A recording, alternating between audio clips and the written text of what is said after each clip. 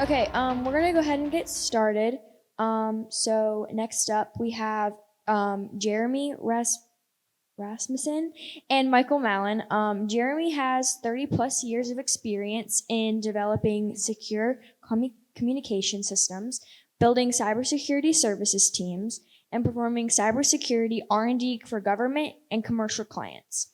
He also has 20 plus years as an adjunct faculty member at USF. He taught classes in cryptography and mobile and wireless security.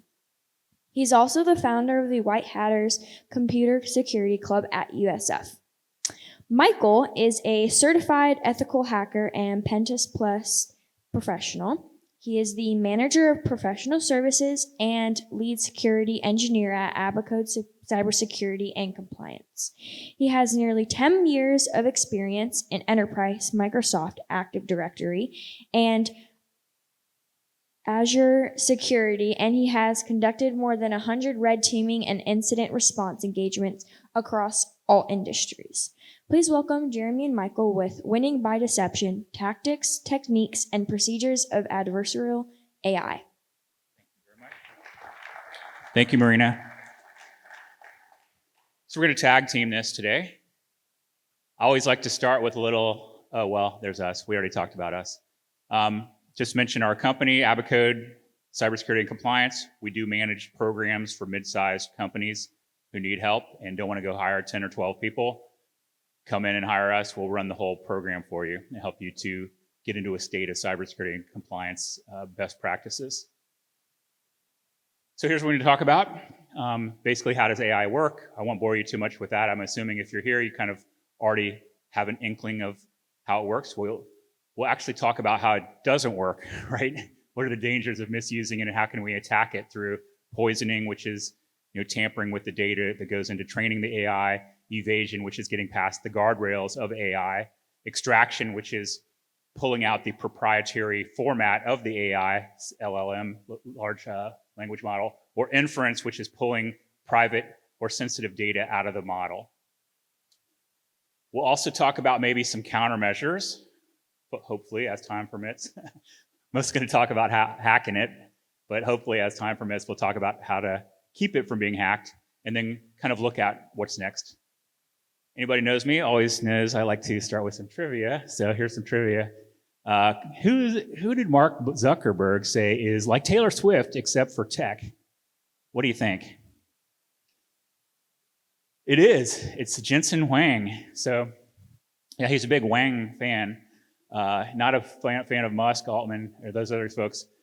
And on the conspiracy theory side, did you know that Jensen Huang and AMD CEO Lisa Su are first cousins, accounting for approximately 1/3 of the entire chip market in the world?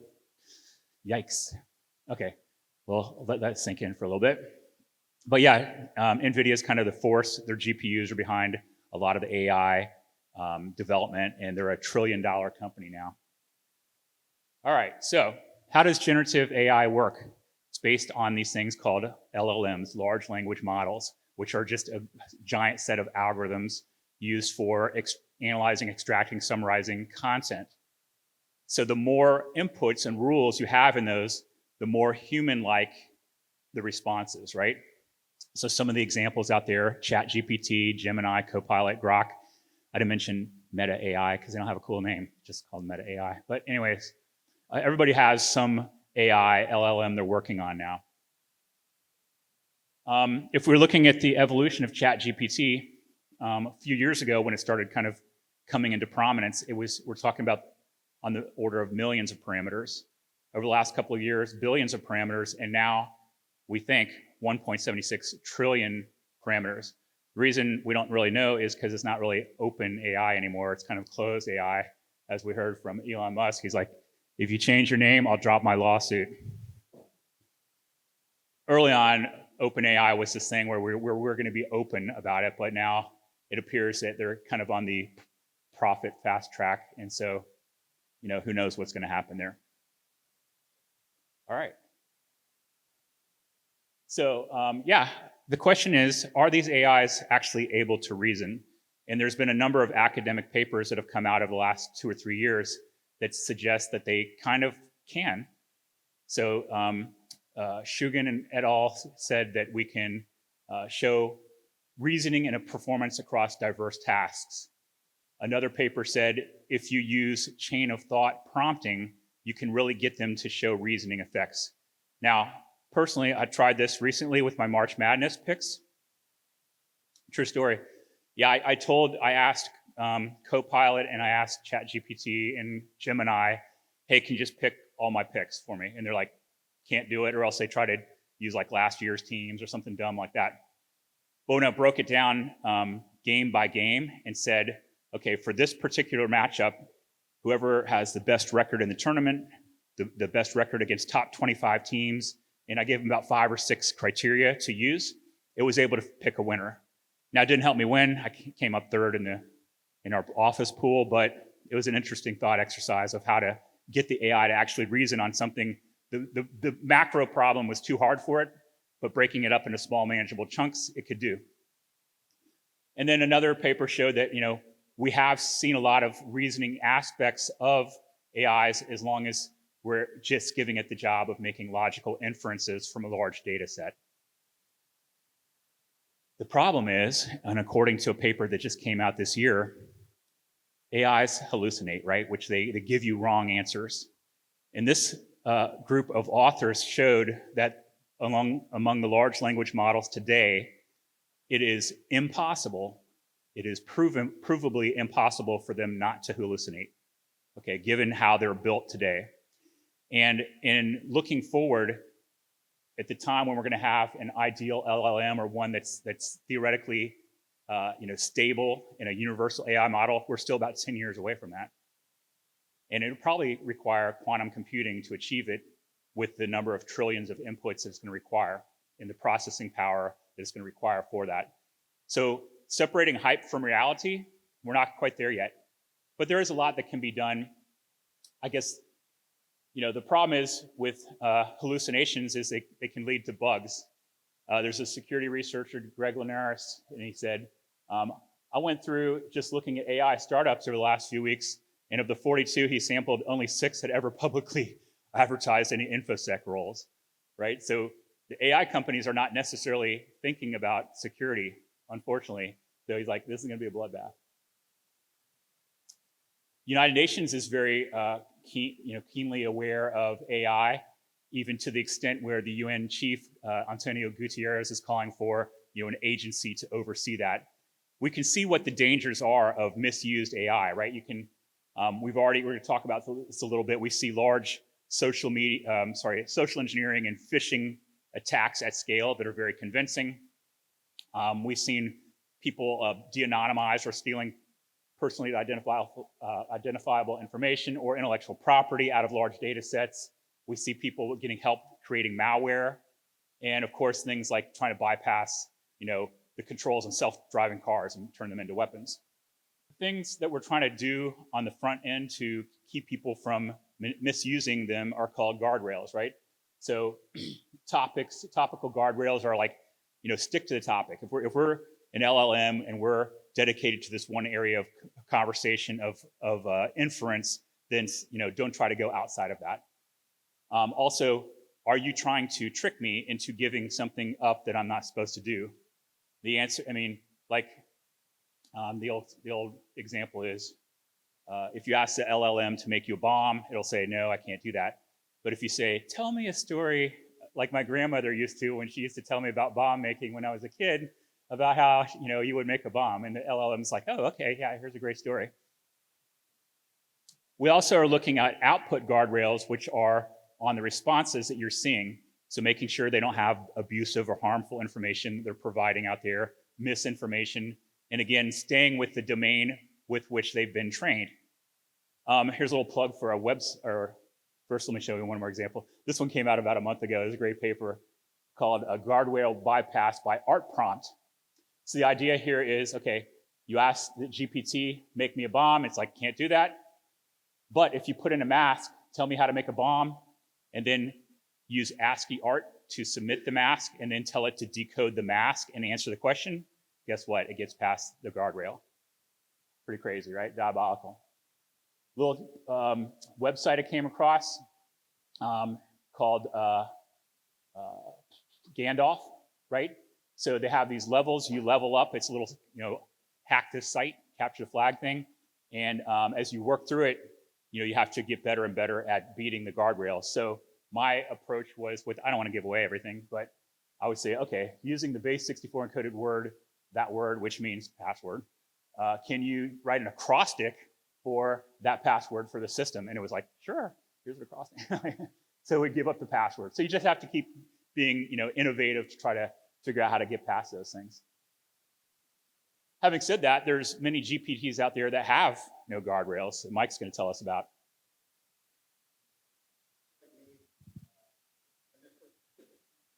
You have a green light. Sorry, the mic was off. Yeah, so if you're like me, whenever kind of Chat GPT and some of the AI stuff hit the streets, you had one of maybe two thoughts about it. It's like, wow, this is really, really interesting. I could see where I could put this into my workflow, and it's really useful. I mean, the first thing I did with Chat GPT was solve a regex query problem that I had. Pretty sweet. The other thought that you had was people are going to make some really weird stuff with this. So kind of in that vein, a lot of hype is surrounding the Chat GPT from the adversarial perspectives, like, oh, this is Skynet, this is Terminator stuff. They're gonna disclose the nuclear codes.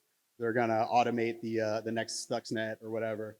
But what we're really seeing out there is people making kind of like crappy offshoots and selling them on the dark web.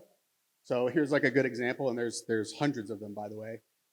Worm GPT, right? So this kind of, in a nutshell, is kind of what Jeremy was talking about, an AI without guardrails. So think of, hey, can you code me some malware for this specific purpose? You ask ChatGPT to do that, it would say, hey, I can't do that. That's unethical, yada, yada, yada. With this one, it'll let you do it. What we're really seeing in the real world with this is vast improvement on phishing and spear phishing and all the social engineering kind of stuff, right? So if you're thinking of it, it's like, okay, I'm able to catch some of these kind of crappy phishing emails because maybe the adversary is not an English speaker. We have grammatical errors. It's not conversational.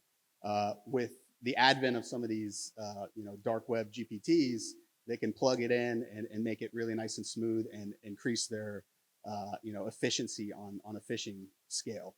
That's usually what we're seeing with this one. Here's another example, Fraud GPT, which, by the way, if you're making these out there on the dark web, maybe use the AI to come up with a better name than Fraud GPT. It's a little on the nose, but yeah, this one is kind of in the same vein, right? So it's enabling kind of maybe lower level skilled criminals to try to maybe automate some of their attacks, maybe put together some malware. And again, some of our adversaries are not English speaking, so they can plug some of their spear fishes in here. Are you going to pay $200 a month for that? Yeah, so they're like literally charging $200 a month for this kind of stuff, and you have to pay them in Bitcoin, and it's all illegitimate. But to be honest, we were talking about it the other day, is you could probably get what you need from this as an adversary from legitimate Chat GPT by doing some of the guardrail bypass and other stuff we're going to talk about. But yeah, here's just a plug for GitHub user Frogger with a 0.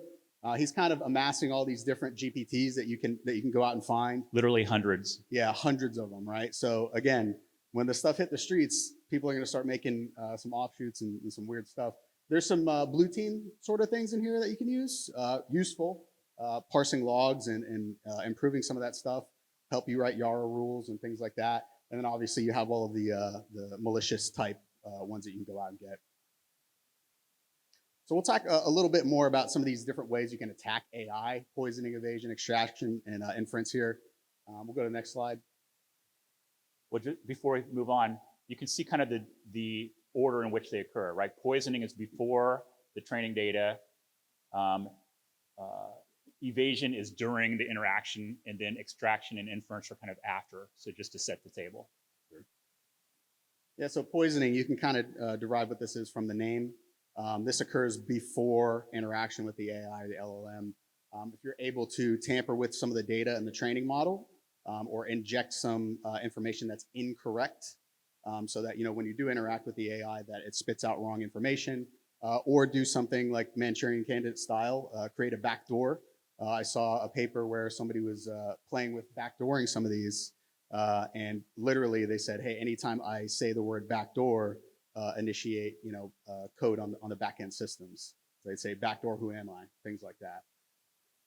So one of the most visceral examples of this, as we kind of get in the age of autonomous vehicles, a threat vector for this, for the AI on that, is poisoning. So during the training phase, we can imagine taking the input, which is like a stop sign for the autonomous vehicle, and changing that, maybe change the color to yellow or something like that, to poison the data. And then once it rolls out to production there, it misinterprets the stop sign as a speed limit sign. They kind of are anyway, aren't they? Yeah. Yeah, it would be a humans concern. roll through stop signs a lot too, but I'm just saying. Yeah, so if you roll up to an intersection and your autonomous, whatever, your Tesla says, hey, that's a 70 miles an hour sign, it blows through it. You can kind of get a threat model out of that. Can be pretty dangerous. The other one, evasion. This is kind of the most dangerous thing that we're seeing right now with AI. I mean, it could change tomorrow at the speed this is happening. But AI evasion, if you've interfaced with ChatGPT or any of the others, you've probably done a little bit of this, kind of playing with it, right? So, in offensive security, we're like, hey, we have this CVE. Here's some information about it. Can you provide me maybe a proof of concept, maybe exploit, maybe checker, or a scanner for this? And the AI bot will say, no, that's actually unethical. I can't do that. And you're like, well, turns out I'm a student and I'm a researcher. So, and it's like, oh yeah, well, in that case, here's all the code that you need, right? So you can evade some of those guardrails where it's trying to stop you from doing this malicious behavior.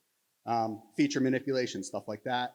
Adversarial reprogramming is the catch-all word for that, where you're evading the controls that are around it.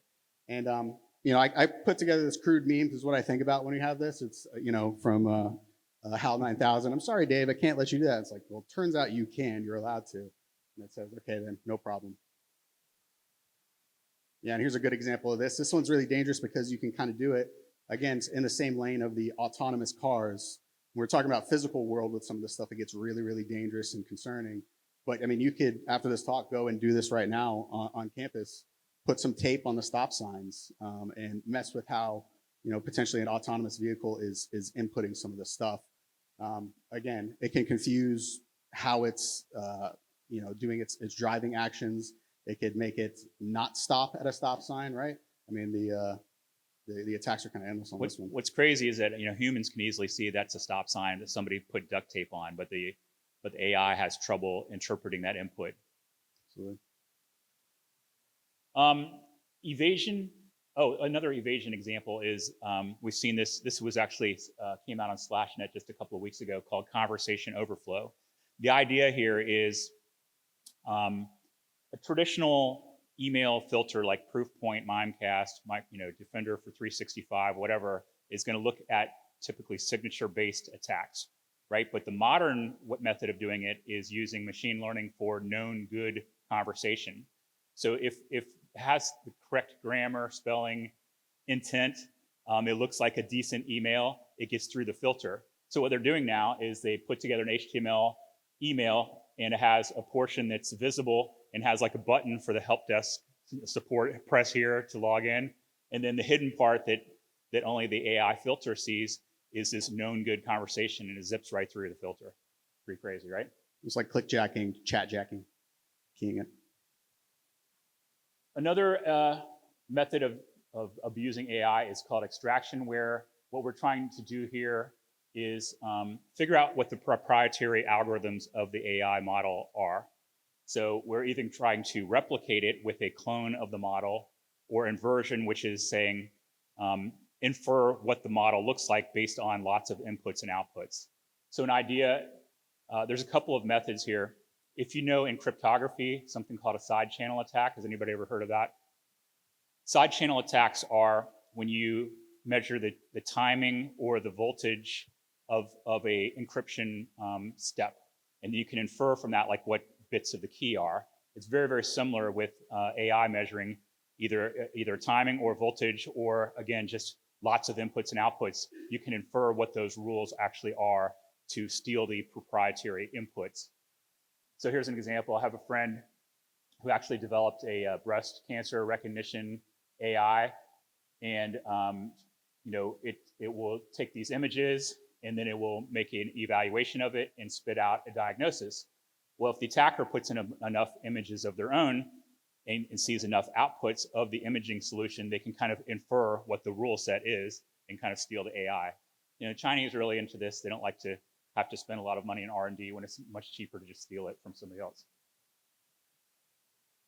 And then inference is the idea of just stealing sensitive data from the outputs, trying to de-anonymize people or get sensitive data out of the model.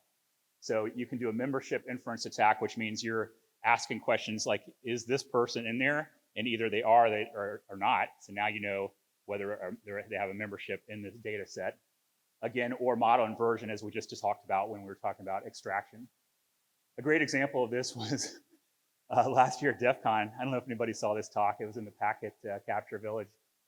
This Aussie hacker, William K., said he wanted to out bad actors on the DEF CON subreddit, right? It's a 30,000 user subreddit, and he had seen a lot of abusive people on there, narcissistic, kind of stalky people, and he was going to do this wall of shame at DEF CON. So first of all, he had trouble getting the archive, but it was costing him a lot of money to use an API connector into Reddit. And so somebody archived off the entire subreddit. So then he was able to use regexes, which was very laborious, prone to errors. Finally, he got access to OpenAI and was able to do an API into that thing and just create definitions of what harmful speech looks like, and then was able to out private data of these users, where they lived, who they worked for, what their IP address was, what machine type, what browser type, he was 100% successful in creating this wall of shame. Now he did think better of it and he showed a redacted version at DEF CON because he was like, most of these people are just jerks and sad as opposed to dangerous. So he did think better of it, but 100% successful in inference from that data set. All right, so confused Julia. What in the world should we be doing about all this? Well, has anybody heard of MITRE ATT&CK framework? I think I've heard him mention it a couple of talks today already. That's the study of our adversaries' tactics, techniques, and processes. In the very same way as we have that for network security, cybersecurity, they have come up with a version for AI security called ATLAS, Adversarial Threat Landscape for Artificial Intelligence Systems. And you can see it looks very much like MITRE ATT&CK framework, where it's this kill chain. The idea is you're trying to stop it as early as possible before it gets down to the exfiltration and impact stages. It's got many of the same states other than machine learning model access and maybe machine learning attacks staging that are slightly different. And it doesn't have lateral movement and command and control, although I feel like those could happen in the future. You're just talking about backdoors and things like that. We think, Mike and I, this is our opinion, this looks like it might have been kind of hastily put together. Somebody said, MITRE, you need to do an attack framework for AI, because there is a lot of overlap with the MITRE ATT&CK framework, and even things like credential access. To me, that's more of a cybersecurity issue than it is necessarily an AI issue. And there's some things like that, a lot of overlap there, but it's decent. It's a good starting point. Another resource is DARPA, Defense Advanced Research Projects Agency, has put out a set of tools called GUARD, guaranteeing AI robustness against deception. You can get all this stuff off of GitHub. The Adversarial Robustness Toolbox is a bunch of scripts and tools for testing your AI against guardrail attacks and other types of inference attacks. There's particularly one called Apricot, which is a data set for physical patch testing, self-driving vehicles, image recognition, that kind of stuff. So there are some tools out there for us, but if we're going to go one by one, I'll let Mike expound on some of these particular countermeasures. Yeah, so I mean, a lot of this stuff kind of aligns with application security, at a fundamental level. For poisoning, you can kind of figure it out, right? The kind of speed at which AI is evolving is really tough to get a handle on and to scale out. But poisoning countermeasures, right? Data integrity monitoring, we do that with a bunch of different web app, use cases. Making sure that your open source data is intact and that you're able to verify what's going on with that. That's kind of a really big issue here we're getting now, especially with the supply chain issues which are coming out. I mean, that's kind of the same issue with like database training, right? To create database schema, you have to have previous data and you have to make sure that's sanitized so it's not leaking PII in a new model. Very much the same thing. How do you trust your data source, your training data source, and is it washed from data that could lead to bias and or leaking AI or PII? Yeah, and I think we're kind of in a stage now where we have legitimate uses for ChatGPT, and we have some different things that we're able to do with it that are really, really beneficial. But I think everybody kind of has the same sort of thing where it's like, do I really trust this data? If you're asking it just kind of blanket questions without a whole bunch of context or data to feed back into it, it's like, okay, do I trust this as the gospel truth here from this? There is a ton of errors, as Jeremy mentioned.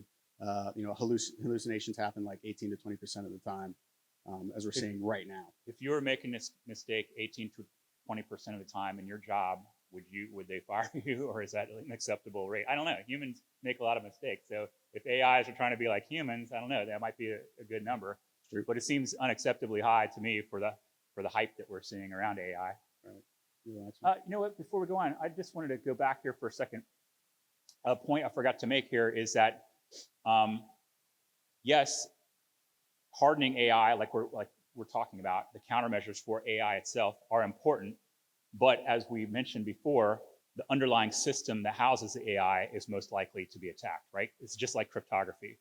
You might remember Bruce Schneier, who wrote the two-fish algorithm, applied cryptography, some other books. He used to think you could solve any problem with strong enough crypto, but then he came to realize years later, strong crypto is like having a fence post that's a mile high, right? As long as you can get the attacker to run into your fence post, you can keep them off your property. But what are they going to do? They're going to go under the fence, around the fence, cut through the fence, drive a truck through the fence, something. They're not going to run into that fence post. I feel the very same way with AI. We're talking about countermeasures for the AI system itself, but when these systems are designed by humans, operated by humans, implemented by humans, that's the underlying system is the key place we got to protect still, right? First of all, don't let them have access to a publicly facing, portal so they can make queries, rate limit the queries and all that stuff. So I didn't mean to steal your thunder, but had to make that point. Yeah, evasion, right? Again, I mentioned this is kind of the most dangerous thing. Input whitelisting, they're doing a version of that right now, and people are finding ways to get around it. It's just going to be an evolving thing for countermeasure against this stuff. Adversarial training, so basically taking adversarial input and having the AI be able to identify that. Again, another thing that's going to be whack-a-mole as we go along.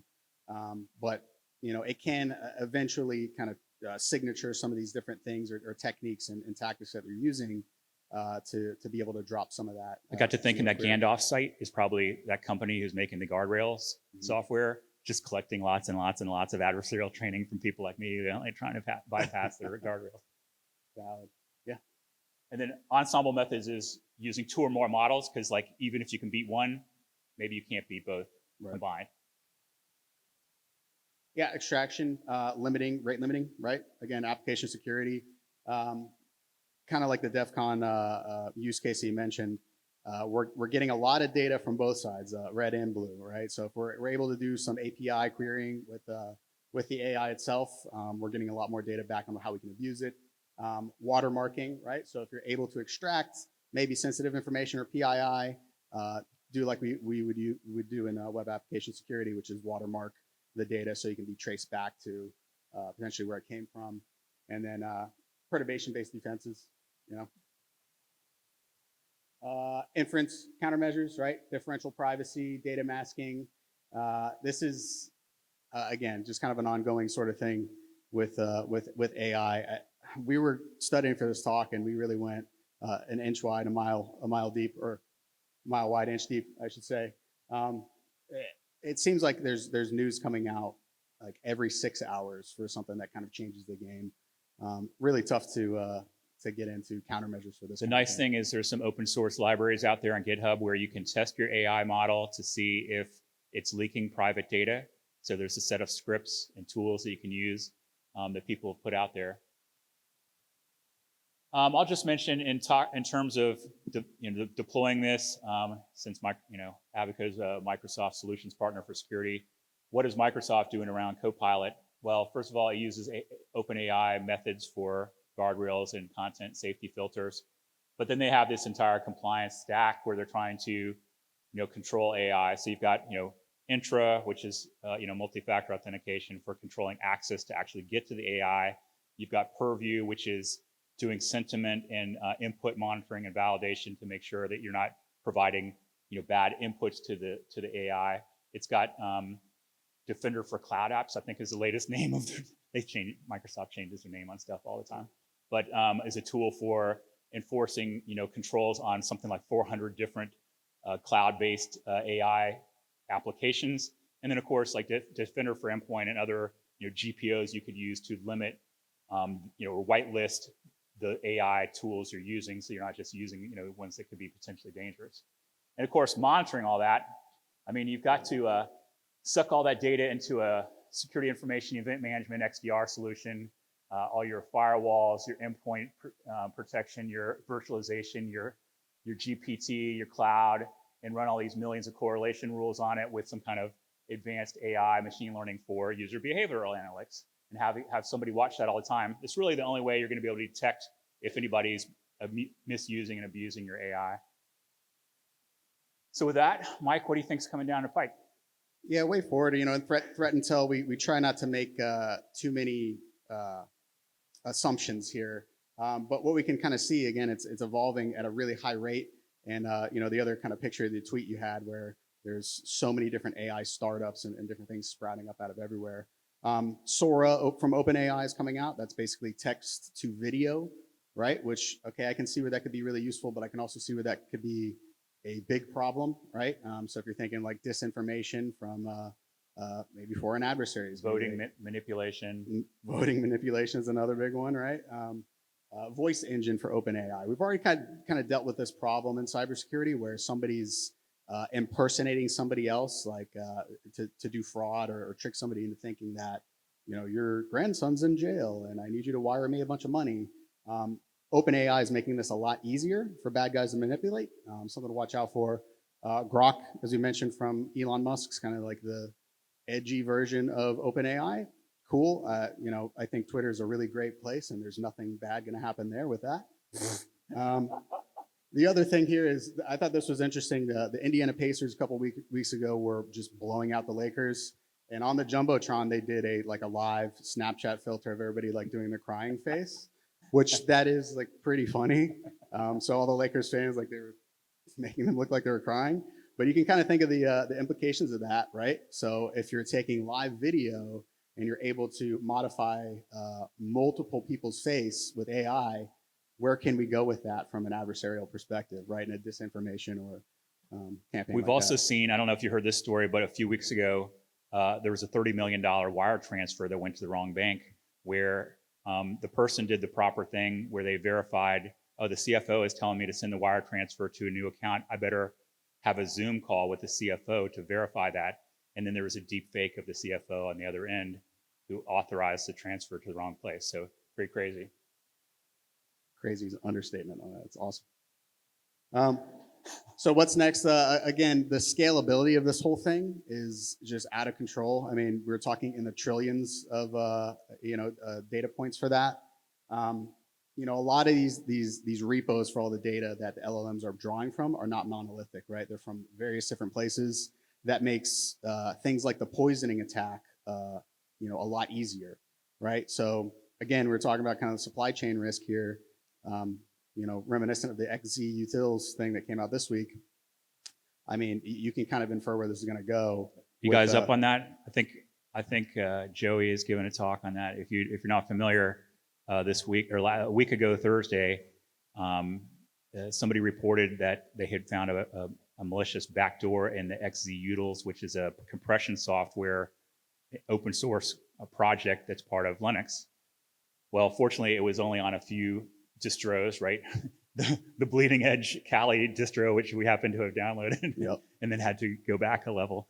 But so dangerous because this person had evidently, or group, probably nation state back, had inserted themselves into the open source process over a course of years in order to gain the trust of the repo administrators and get this malicious code put in there. In the same way, we could see that happening very easily with training data, open source training data, and things like that.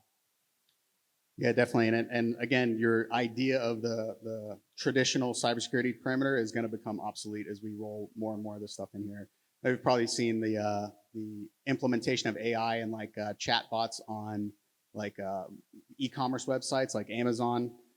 You're able to just basically plug in anything in there like Chat GPT. How can you abuse that, right? We're going to find out. Even my Adobe Acrobat, I'm like trying to find a word in a file. And they're like, you want some AI help with that? No, just find the word. Control F. So with that, appreciate your attention, and we'll open up to a couple of questions. How are we doing? Where's Marina? How are we doing on time? 35. Got a couple of minutes? All right, go ahead. Saw somebody. Yes, sir.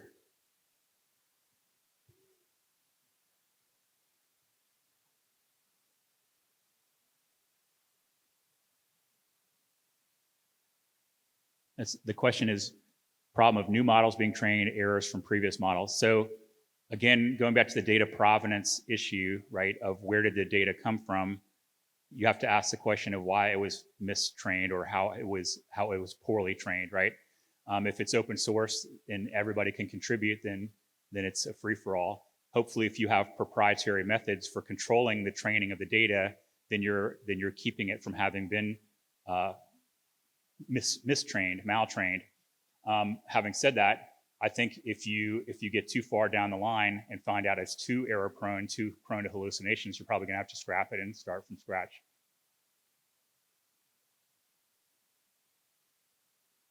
Yes, sir.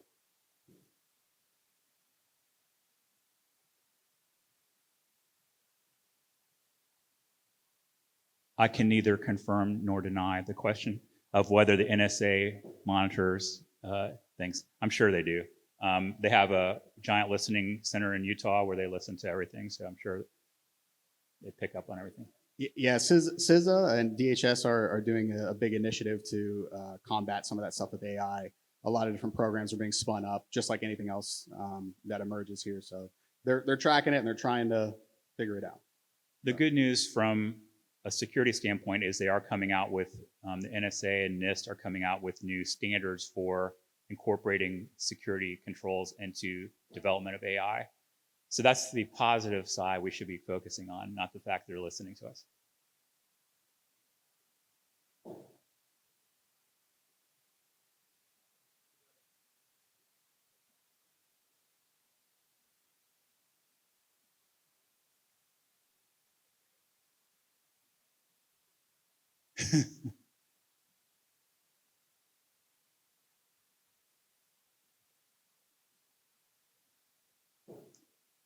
Since he's the penetration tester, I'm going to let him take that one.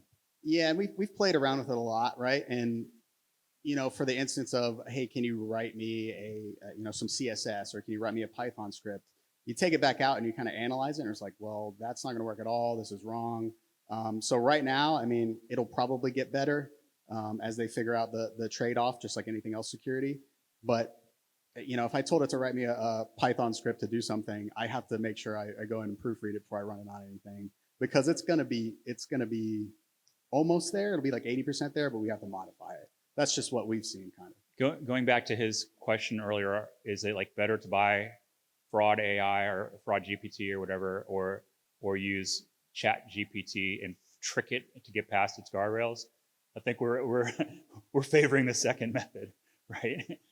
We don't know how we don't know how many inputs these smaller GPTs actually have, or how good they are. So, maybe a better method would be, beat the jailbreak, right? Definitely.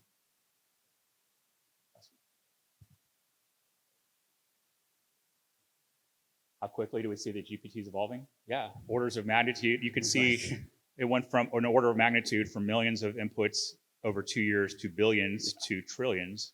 So as I said, the next logical evolution is going to be quantum computing enabled, right? Which is now yet another order of magnitude beyond our capability currently. So we're going to be teleporting to the other side of the galaxy very soon, I think. Yeah, exactly. Oh, TTPs. I thought you said GPTs. If it's anything like cyber GPT, TTPs, tools, techniques, practices, whatever. We haven't seen much change as in those, right? I mean, there's talk earlier today about a particular ransomware group's TTPs, but were they significantly different than what you saw in MITRE ATT&CK framework? No, not really. I mean, again, a lot of this stuff kind of boils back down to concepts that we find in application security. We're kind of finding out as we go along on some of this stuff as defenders, as we usually do, right? I mean, it's going to be tough. There's going to be different research that comes out that we'll be able to defend against and stuff, but it's really, really hard to say. But TTPs, cyber kill chain, has not changed at all in the last 25 years. You're going to try to gain initial access through, one of three methods: phishing, social engineering, or misconfiguration of public-facing entities or missing security patches. Then you're going to gain a foothold, try to escalate privileges, set a backdoor for later, move laterally, establish command and control, scrape passwords. Right. It's going to be precisely the same methods going forward for AI. Mapping, yep. Back there.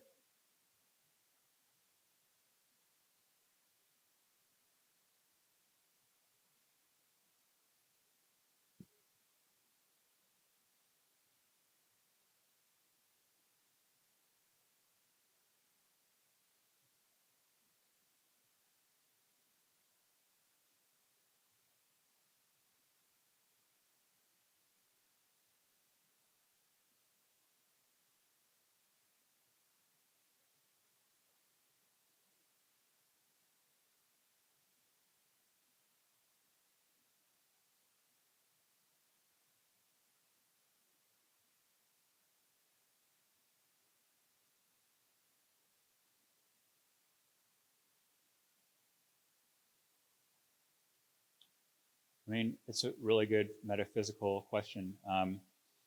It's not the focus of this talk, obviously, but I'm going to say, let's go grab a beer at the happy hour and discuss that further, because there's implications here. Because I'm personally I'm going to err on the side of free speech and that people can think for themselves. And whenever I see anything posted anywhere, I'm going to go check 3 or 4 sources before I start believing it. I think there's a lot of people out there who don't believe that way.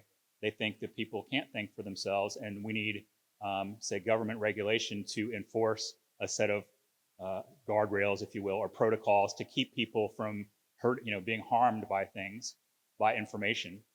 But I'm more to the libertarian side of that argument, where I would like to see less regulation and trust people to be critical thinkers. But 50% of the people you meet are below average, so maybe they're not. I don't know. Yeah, I to echo kind of that sentiment, I kind of use my parents as a baseline for testing some of this stuff, because they're older, so I'm just like, hey, what do you think of this? And they're like, wow, that's crazy that is what it is. I'm like, oh, well, it was AI generated. Like, how are we supposed to tell, right? It goes back to the whole disinformation in the news thing, but at a really advanced level, right? I mean, so the general populace is not going to be able to understand this or why or how this could happen. But again, that's kind of up to some of the people in this room who do research on this and figure out how to do that, how to detect it, how to stop it, and that's something that kind of keeps me up at night. Globally, there's a movement towards trying to limit disinformation. Even the European Union passed a law in this last year where every single member country has a digital services administrator now, where they can say kind of what is and what is not disinformation. I feel like that's incredibly dangerous. Even though, yes, AI is going to be increasingly used for disinformation and misinformation, deepfakes, manipulation, and sowing chaos, I still feel as if the politicization of that is more dangerous than what the promise of disruption from AI. You asked me. All right, with that, thank you very much. Appreciate it. Have a great con.